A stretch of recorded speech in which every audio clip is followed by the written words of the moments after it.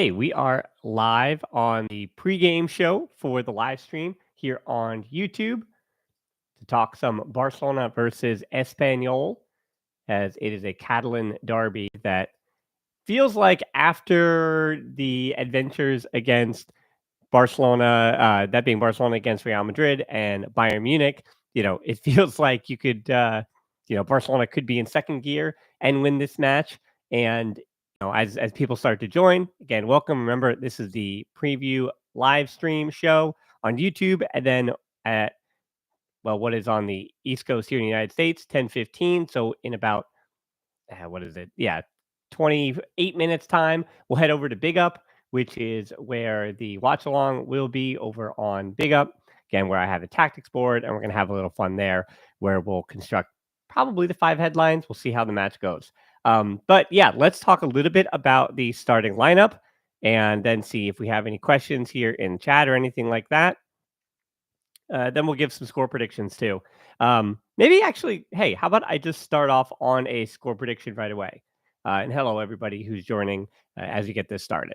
So I think I'm going to start with a score prediction of I think this one is going to be a pretty easy Barca win. I think Barcelona, I'm going to say 3-0 at home against Espanyol because this starting lineup that Hansi Flick is going with, this team did have a week off, which is pretty great to be able to finally rest a few guys in training, except for Eric Garcia, who was unable to get back here. And then looking midweek to that game against Krevna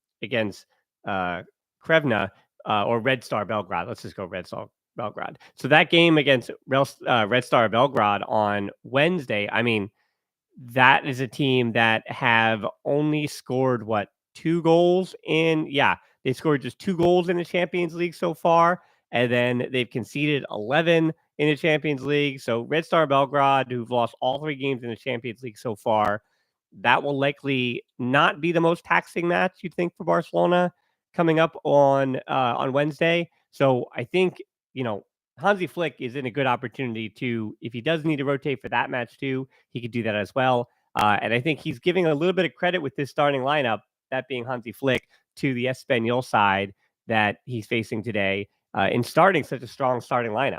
So it's Iñaki Peña keeps his spot in goal. It's Lewandowski, Olmo, Rafinha, and Lamine Yamal. So Olmo steps back into the starting lineup for Fermin Lopez because it seems like Olmo is finally now fully fit after another full week to be able to kind of get healthy, and he's ready to go. And then it's Castado and Pedri, so they keep their spots. De Jong and Gabi are still working their way back. Remember, De Jong was out for 6 months or 5 months or whatever he was out. And then Gabi was out, obviously, for almost a whole year. And then on the back line, here's a little bit of fun. It's Balde and Kubarsi and Diego Martinez, I should say, keep their spots, which totally makes sense. There's not a lot of depth back there unless you start Gerard Martin and Sergio Dominguez, who did, struggle a bit against Osasuna. And then starting at right back to give the rest to Hector Fort, to give the rest to Koundé is Hector Fort. So the one player that steps into the starting lineup is Hector Fort, and I'm really excited to see him take on Espanyol. I think this is a really good game for him. Remember, he is still just 18 years old. He turned 18 in August, so he has not been 18 for very long.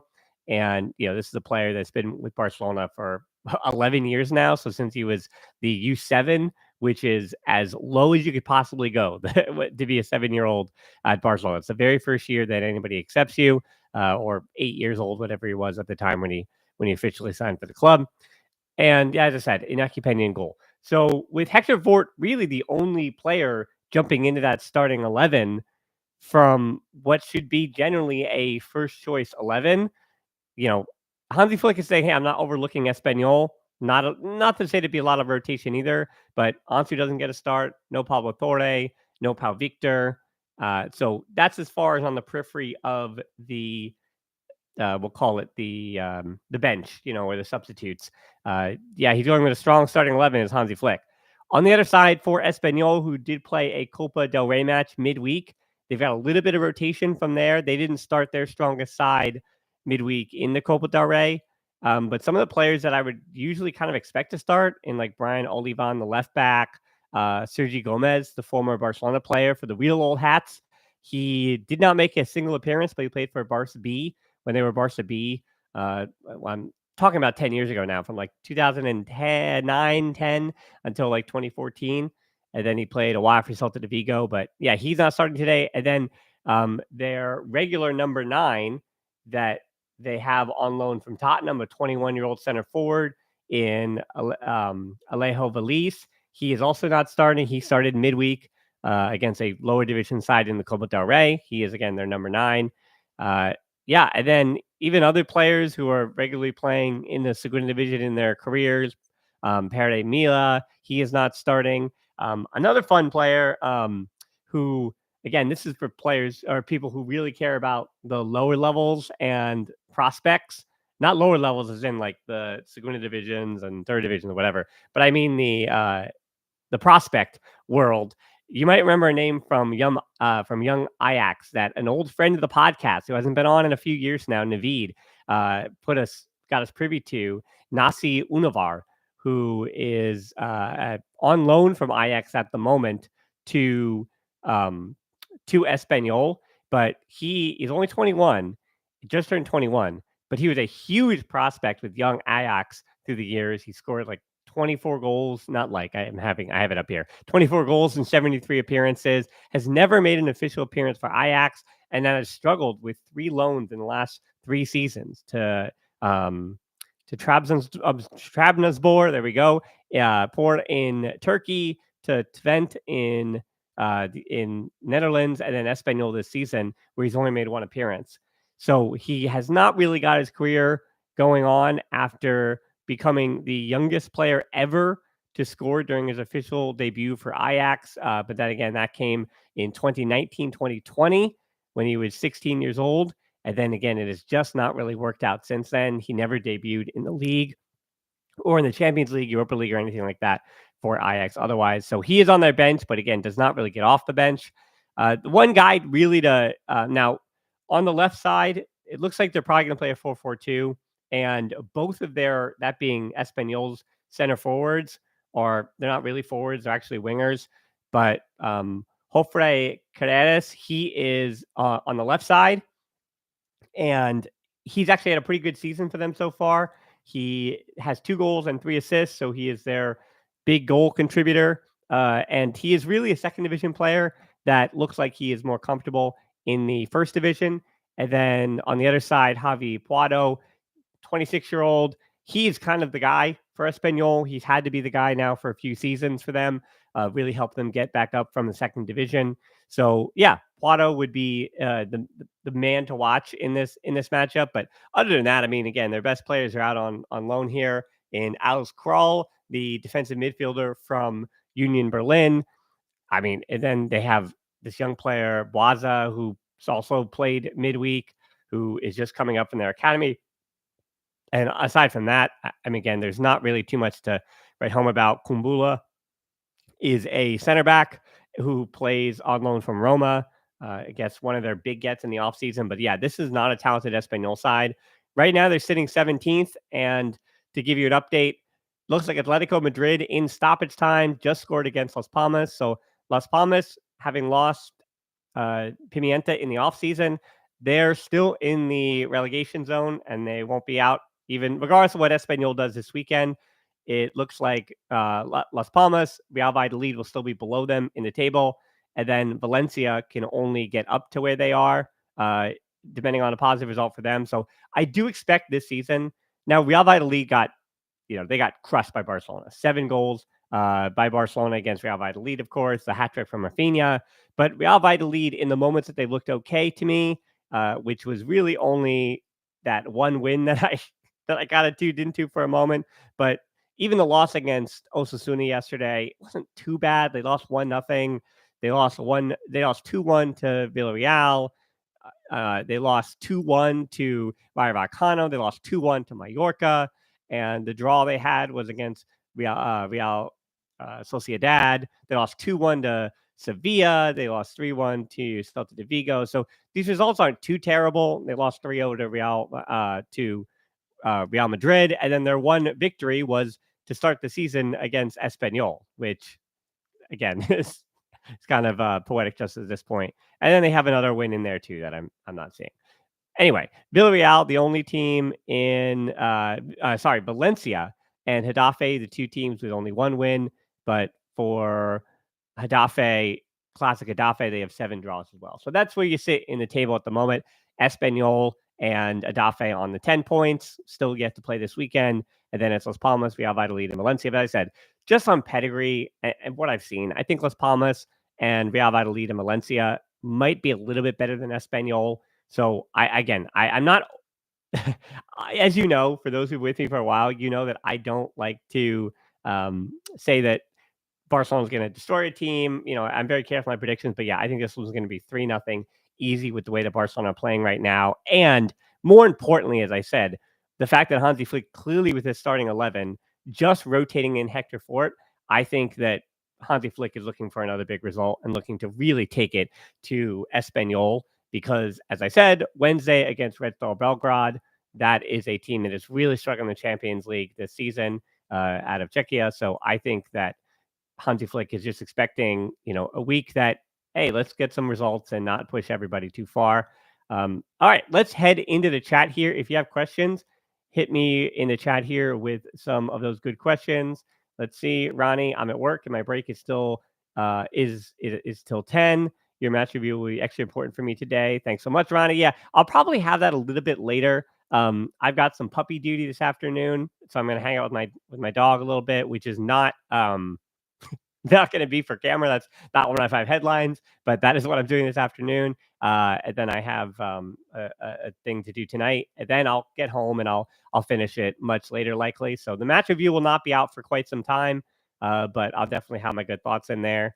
Then hello to Ram, to MXPXMTB. Hello to you guys. Vice, glad to see you sticking with this. Yeah, I mean, I'm enjoying the previews. Again, if I'm available and doing this anyway, we'll see how long I can do these. But yeah, if I'm here, then I'm doing it. Ronnie, I would have rested Lamine Yamal or Rafinha, not both. Lol. Yeah, I mean, I would have loved to see Ansu get a start here or Pau Victor, but I do get the feeling that at least one of those two will start against Red Star Belgrade. I know that the Champions League has that weight, but that is a team that is, I think Hansi Flick actually saying Espanyol because it's a derby match. And this kind of derby match, this Catalan derby match, even though it's at home for Barcelona. Espanyol's, he's expecting them, I think, to raise our level a little bit closer because it is a derby and all those things. But yeah, Ram, love your show. Been with you since before the UCL loss for Roma. All right, Ram. So yeah, you've been around quite a while. Let's see, Sharif, I wish your prediction is right. I'm afraid of a surprise. As I said, I would be if there would have been even more rotation, but there's no rotation. And this Espanyol side, if anything, they rotated a little bit because of their midweek match in the Copa del Rey against a lower division side. So, I mean, Espanyol isn't starting their best 11, and Barcelona is starting basically their best 10 plus 1. So, I mean, I'm pretty confident in the two lineups today. Again, very rarely do I really walk out on the plank that far to say that I really think Barcelona's going to handily take it to Espanyol today, but I do. Ronnie, when do you debut Szczesny? Maybe midweek against Red Star Belgrade, to be honest, if he's ready to go. But he was retired for a few months, and Iñaki Peña is in really good form, and you don't truly need to change your goalkeeper out. And also, there's another international break coming up in 2 weeks as well. So maybe Szczesny doesn't really, he's not needed, if you want to call it, until after that international break. So I would say either Wednesday or in, almost a month's time. I mean, he really is at this point now, too. If Iñaki Peña has earned the number 1 spot, and I want to go back to the podcast I did on Tuesday of this week with Alex Delmas. And I think the most enlightening thing that he said from that podcast, as much as the tactical talk that we had was a lot of fun, the thing that he said that stood out to me was that in training within the club, he's hearing that Iñaki Peña trains really well. And it is one thing to train well, of course, and carry that over. We're hearing the same thing about Ansu, that Ansu trains really well, but then it's not really carrying over to the matches we've seen him in, though I kind of liked what I've seen, as I also defended him on the last 5 headlines I did with him as one of the 5 headlines that when he was in that match against Sevilla when he started. But he said that Iñaki Peña, people around the club are kind of just waiting until that moment when he carries it over. And confidence is a huge part of that. And he kind of did say that, confidence wise, against Bayern Munich, against Real Madrid, that might be a huge thing for him throughout the rest of this season, and could change kind of the calculus on whether or not he's just a starter and Chesney will just be the backup this year. So yeah, Ronnie, to answer your question, I think Chesney is either Wednesday because they're going to rotate Inaki Pena, or you might wait till after the international break when he's needed. Hopefully, again, Inaki Pena can stay healthy and it's just him, because so far after the week against Bayern Munich and Real Madrid, I had my concerns. I still have some of my concerns, but Alex kind of told me, calm down. If anything, he'll just get better with that confidence. Cloud Subject, thanks for doing this, Dan. Love these watch along, the first time I can actually watch live. That's awesome. Again, I'm going to put this in the chat here. Remember, we're going over to Big Up so I can use the tactics board, and we have a little bit more fun over there. And it also helps me out more on Big Up than doing it on YouTube. Just again, this is a financial thing as well. Big Up and that partnership is more helpful to me than just the few views I get here on YouTube. And until I can lock down some YouTube sponsors that can sponsor these live previews and stuff like that, unfortunately, again, that means that it makes a lot more sense for me to go over on Big Up and do it there. And again, they've been fun to work with, and being on the ground floor for their beta program and their alpha is awesome. So I hope everyone from this watch along, again, I can see how many people are in here. Please head over to Big Up with me and join me over there, even for just a little bit of time. That'd be, again, a big help to me. As many viewers I get in there. And remember, on there, unlike on here, if you hit that little button where you the request button, you could potentially come on and talk to me with your audio. So there's more capabilities and more possibilities over there to join the show than there is over here.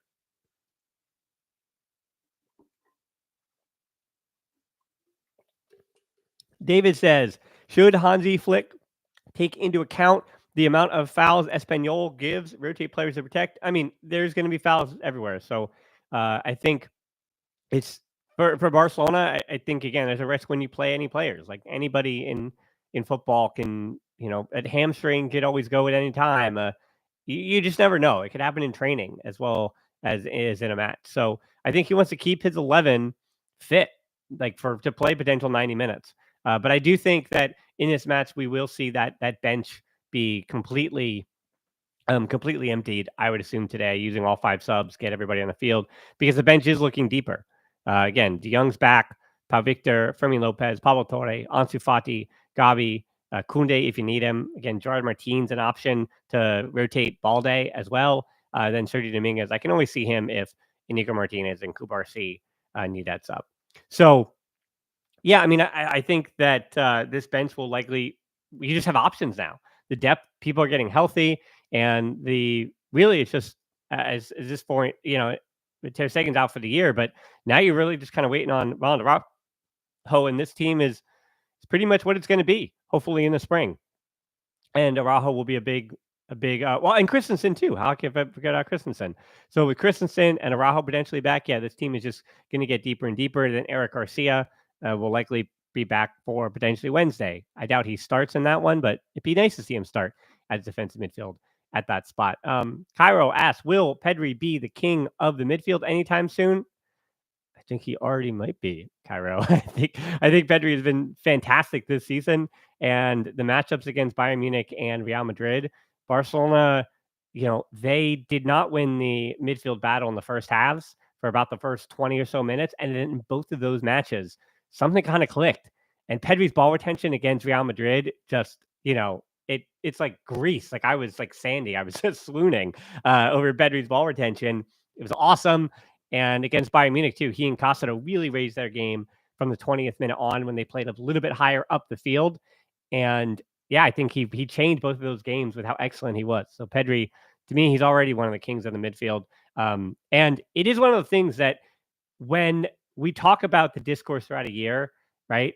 The teams that are flying high and doing the best in the spring when it's time to win the Champions League, and you talk about like the big teams and who are contending for that title, people are going to still say, well, Real Madrid and Man City and Liverpool, who are leading the Prem right now. And Man City just took a loss in the Premier League this weekend. So the teams that you expect to be fighting for that Champions League trophy come the spring, And the teams that are kind of flying high now, on form of what we've seen, there's an argument that Barcelona and I guess Liverpool again being the other one are the two best teams right now in world football, like really standing above the rest with the results because they just took it to and destroyed Bayern Munich and Real Madrid with goals in the last week. So as far as the beginning of November, right?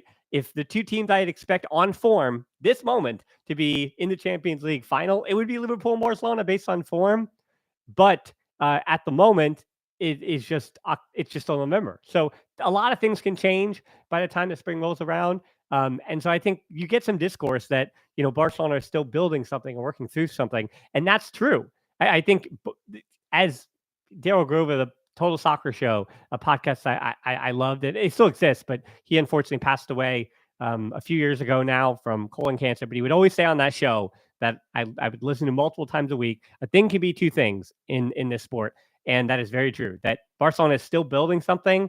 This is not exactly the version of Barcelona that you'd have winning the Champions League in the spring, but all of the teams that you watch in world football are still a work in progress, or would think that they're a work in progress because it is still November. So again, I think that Barcelona are in a great way. And as far as the project right now, it's way ahead of schedule of where we ever expected to be, because Kubarsi and Lamine Yamal are 17 and Hector Fort starting as an 18-year-old, as that Muda kind of says. Is Fort starting over Koundé due to rotation, injury, or something else? To my understanding, it's just rotation. He started, that being Hansi Flick. The 10 other starters that he would start, with Olmo coming back in for Fermin Lopez, though Fermin Lopez did start against Real Madrid and Bayern Munich, and he was really good.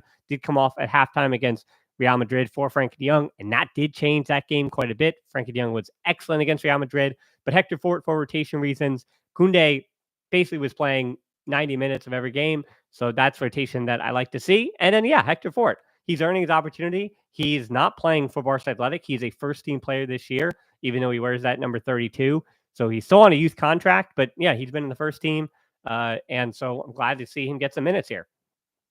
Nishesh, how confident are you with our high line in the long run? I talked extensively about that high line with Alex on the podcast on Tuesday. So I do want to kind of send people back to that, where we really did break down the tactics of that high line, because I am going to have to head over now to the I just have to start the feed real quick here. And then again, we are going to head over to Big Up in a moment. Let's see. I just have to make sure I am actually watching this match. Let's see here. Gotta go find the feed. Okay, there we go. And we are okay. All right. So in like what, 3 minutes, we're all gonna jump over on Big Up, and we're gonna have a good time over there. Let's see here. And Jose asks, I don't think it's actual Jose Mourinho. If it is Jose Mourinho, I think that people disparage you a little bit too much. I think you're an intense coach, and you have your own way. I'm glad you never coached Barcelona when you interviewed. But yeah, thanks for the help in the 90s translating and all that. Let's see. Jose, I would have preferred more rotation for this match and more focus on Champions League with the best lineup. I hear you, but Red Star Belgrade is also not an opponent that Barcelona, they're not going to take them lightly. But Red Star Belgrade is not an opponent that some other rotation cannot work through. And hey, rotation might be for that match, by the way, Frankie de Jong coming in for Costado or coming in for Pedri. I still don't think Gavi's going to start that match, but I mean, it could also be Fermin Lopez back in for Olmo, which with Fermin Lopez having started against Bayern and Real Madrid, that's the depth of this squad, where the players that even started last week, they can start midweek, and that kind of rotation does not weaken your squad any great amount. I mean, and then maybe instead of Hector Fort, it's Koundé who comes back in, and then on the other side, it's Gerard Martin starting for Balde. So that would be the Champions League rotation you could see. Let's see some other questions here before we jump over to Big Up. Clouds up a question. Are you aware of any particular tension at this game lasting from when the Espanyol supporters disrupted Barca's championship celebrations? I mean, that was 2 years ago. So I think there's a little bit of a buzz, but there's always been, I mean, that was also away. That was a 4-2 victory away, and this is at home at Barcelona. So no, there's no reason why Barcelona would have to be feel tension or contention against Espanyol. They got their punishment, if you want to call it, because they were in the second division last season, had to fight their way back. So I mean, there might be. We'll have to see if there's anything coming from the Catalan media and anything like that. But yeah, I at least not that I've seen. I haven't seen any buzz from that. Tomas, I'm gonna guess it's Thomas Acuna. But what do you think Ansu Fati can do in this team? Where's his best position to possibly get more minutes? I think he's going to come in probably again in this match. I would hope for Rafinha on the left side. I think hopefully Rafinha gets a little bit of a break, but he actually did that being Rafinha an interview that came out I think yesterday. That against Xavi, he knew he was coming out in the 60th minute all the time, and he really likes the fact that it feels like he under Hansi Flick, like he'll play 90. Sometimes he'll get rotated, but he'll usually play 90, and he kind of gets to enjoy his football. And if he has the lungs for days, and he'll just keep working. Jonathan, I hope Hector Fort makes some overlaps. Feels like he always takes the safe option, which is not surprising. Sure. Yeah, I hope he gets forward. And again, with Lamine Yamal, though, with that double team, I think there's going to be more expected from Hector Fort to kind of help with those, not even overlaps, actually, against Espanyol, who are, I'm thinking, going to play a low block of some kind. That 4-4-2, I think they're going to drop in pretty deep. And then Tejero, the old Real Madrid player, I think it might even be a 5-back where he drops in as the right wing back. And if that's the case, I mean, Hector Fort, like you've got to push forward and create 6 along that line. Again, I really enjoy doing this on the tactics board. So maybe we'll do that over on Big Up, which I'm going to start that stream, in just about 2 minutes time. So there's a stream one more time. Everybody, please just click this in and join me over on the stream. I'm going to actually start that stream over there now. Here we go. So I am starting that stream on Big Up. So here we are over on Big Up. So hello to everyone over on Big Up who's already in here. We are also, again, finishing up the YouTube match stream live preview right now as we speak. The players coming out on the field. So let's see. MR, great work. Thank you so much. And then Azawa, which player are you looking forward to watching today?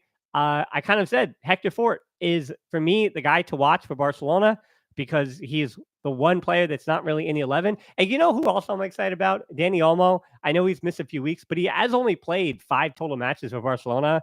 And I just finished up. It came out yesterday morning or Friday night, I should say, about that number 10 position that I want to talk about a lot today. So Olmo is kind of, him and Fort are the 2 players that I think for Barcelona I'm looking forward to watching the most. Obviously, I'm looking forward to watching everybody, but I think Balde, former Espanyol player, by the way, way back in the day. And Kubarsi was with Girona. So yes, Balde, the former former Espanyol player in the team. So I look forward to watching him against his old side before he came to Barcelona Academy, which he did at like age 12 or 13 or something. So I remember seeing Balde when he was the U16s. He was a 14-year-old playing with the Cadet Oz or the U16s. So yeah, he was already over at Barcelona when he was like 14 years old, playing over there. And then on the other side, I mean, I guess the 2 forwards and Hofrede, I have not really focused on him too much, but he helped them get up to the first division last year. And then Javi Puado, he is like, their main guy up top as well. So I guess I'm looking forward to seeing those 2. And then Carl, he was interesting with Union Berlin, but now he was out of favor. So he signed on loan.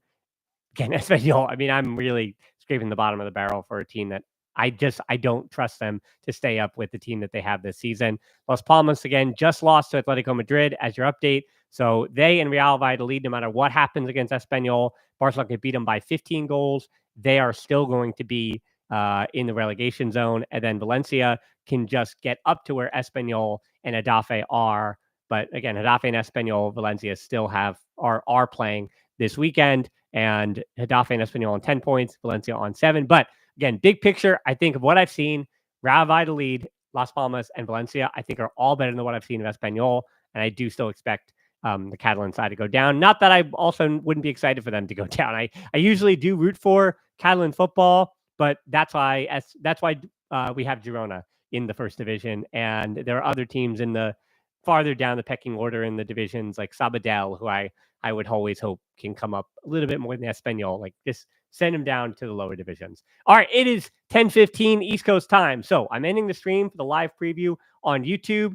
So I will see everybody on YouTube later. Everybody head over to Big Up. Join me over there. I want to have a tactics board when I want to talk about the six that 6 high line. So we're gonna end the stream on YouTube. So Forza Barca to y'all, and then join me over on Big Up here now.